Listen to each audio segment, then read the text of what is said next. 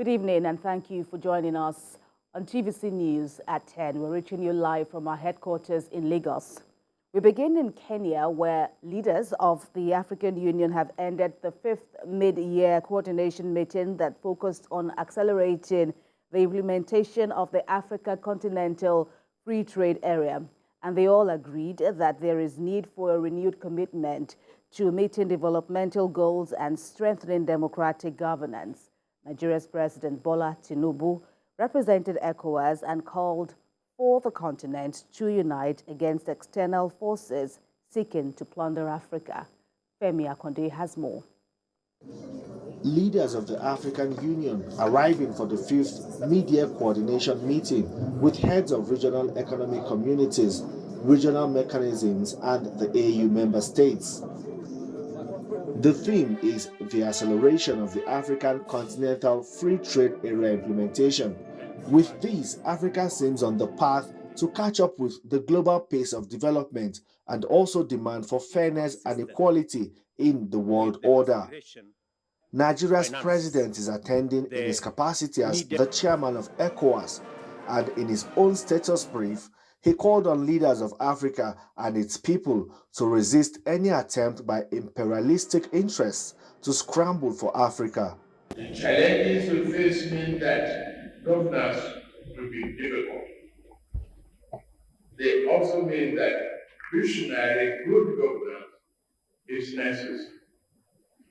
Some observers assert a new scramble for Africa is afoot, and it is much like the old scramble that plundered our country. But here and now, let it be said to whoever the new scramblers might be, our continent may be old, but our spirit is new.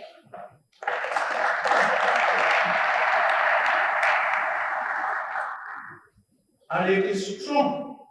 The bad that took place in the past must not stay here. It shall never be repeated. The president of Kenya, William Ruto, reiterated calls for a financing system that is fair to all, as opposed to one that is equal to some countries and unfair to others. Today, we have a debt stock of $640 billion as Africans, paying close to $70 billion every year.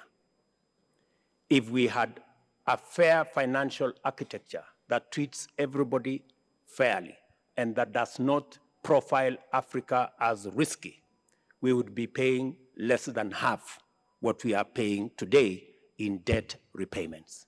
This 5th mid-year coordination meeting is to compare notes and get progress report on the journey to an integrated, prosperous and peaceful Africa, driven by its own citizens and representing a dynamic force in the global arena. A complete implementation of the Africa Continental Free Trade Area could be a homegrown solution to problems and challenges that have slowed down growth and development on the continent for decades. But Nigeria's president, who is also the chairman of ECOWAS, may be the man to look out for, as he appears to bring on a new sense of political will and a desire to push the continent closer towards achieving its goals of eradicating poverty, silencing the guns, and strengthening democracy.